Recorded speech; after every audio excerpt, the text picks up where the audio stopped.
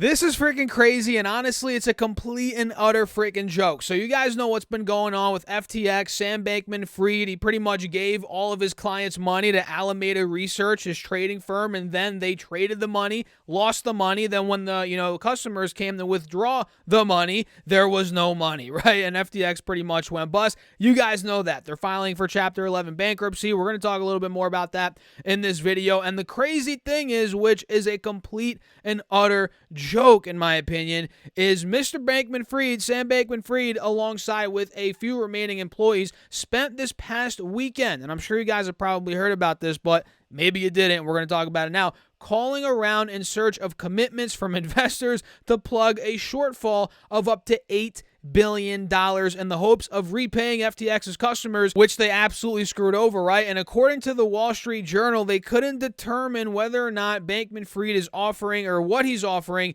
in return for any potential cash infusion, or whether any investors have actually committed to giving this clown more money. And this is just insane to me, right? You started FTX, you're promoting it everywhere, you're shoving all the marketing dollars everywhere, putting FTX in our face. You then put the money, you take the money that your customers gave you, their hard-earned money, you give it to Alameda Research, they trade it, they lose it. Now you want people to give you more freaking money? Who in the world is going to invest money into FTX or try and give you money to bail you out? Dude, Sam Bankman-Fried, if you're watching this video, you are freaking toast, my guy. Like, come on. Who's giving you money? Nobody is going to give you money. And if they do give you money, they are off their rocker. At least that's my opinion. And I'm sure all you guys out there will agree with that. And the interesting thing is, again, FTX filed for bankruptcy. You guys know that. And they also filed for bankruptcy protection on Friday, which companies under this, bankruptcy protection, they could sometimes receive loans, right, that help them maintain operations, during the whole ordeal. And debtor in possession financing means that if companies actually survive, the first funds they earn will go toward paying down that lifeline. Forget about the old customers that got screwed over.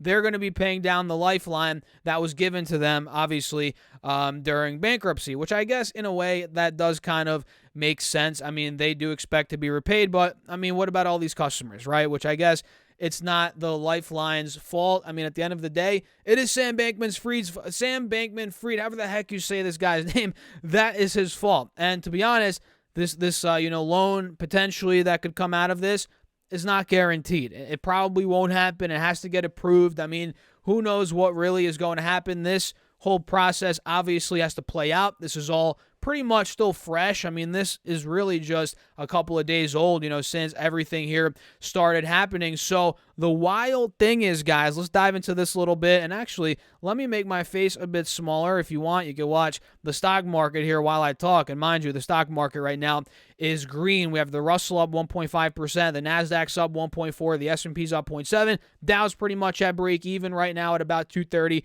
p.m. when I'm filming this video. But the wild thing is, guys, FTX's bankruptcy could involve more than 1 million creditors, its lawyers said in court filings late on Monday, which was last night. And before the Chapter 11 filing, Mr. Bankman-Fried had spoken to companies including rival crypto exchanges, Coinbase, Kraken. You guys know this whole ordeal. Binance, and then Binance ended up, pulling out from the deal, which really is what sent, FTX to its grave, to its demise, right? It's essentially, that was the nail in the coffin. I mean, there's a lot going on, but, once Binance backed out, man, it got ugly, right? And the amount needed at this point to make FTX solvent, which they're clearly not solvent, would likely be multiples of the $1.9 billion, the company raised during its existence. So they're going to need, tons of money, billions of dollars, which, again, who is going to give them this money? Who the heck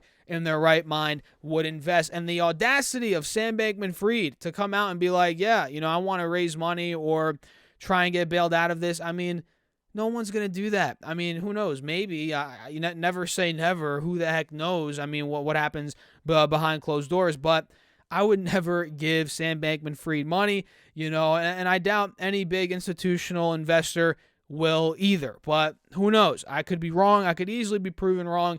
And we'll see, of course, how this plays out as everything unfolds. And I mean, this whole situation has been so crappy. If you were involved with FTX, I mean, if you had money in FTX, it sucks. I mean, I really am sorry that you got looped up into this mess. But the reality is, and I made a video about this on my second channel, Stas Talks Money. I talked a little bit more about it. The reality is, in the financial industry, right, whether it be on YouTube, whether it be, you give somebody your money to manage your money, or you're dealing with a financial advisor, whatever it may be, right? Somebody selling you a life insurance policy, whatever it may be. In the world of finance, guys, everybody is trying to pitch you to try and take your money, whether it be, again, for them to manage your money, take a 2% fee off that, whether it's a mutual fund, whatever, for them to invest it in real estate for you, for them to pitch you this life insurance policy. And at the end of the day, guys,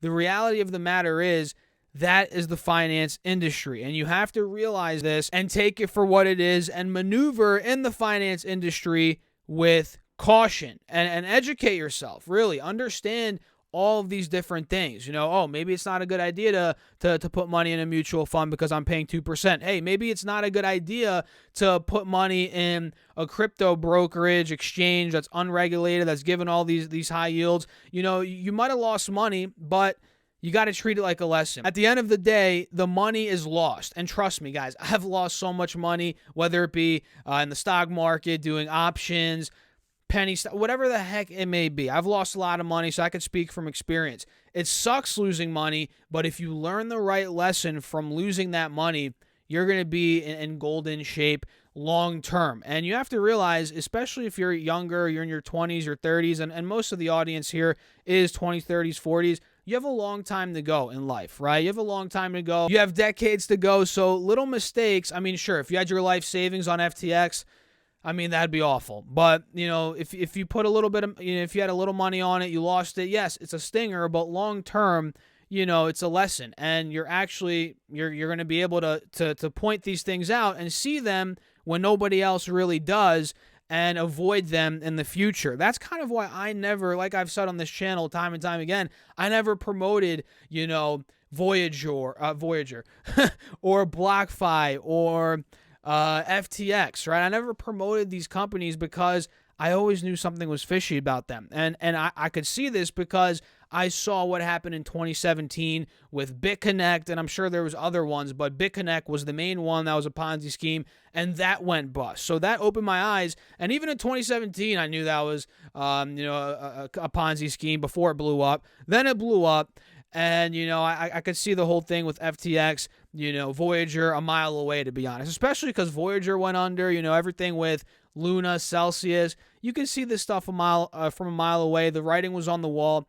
And you got to realize, guys, there's a lot of people to blame. Of course, Sam Bankman-Fried, a lot of these YouTubers that were pumping it down your throat, although they might not have known at the end of the day, they did get a lot of people onto the platform. And a lot of people put money onto those platforms because of these YouTubers. So you can't just say they can go away scot-free.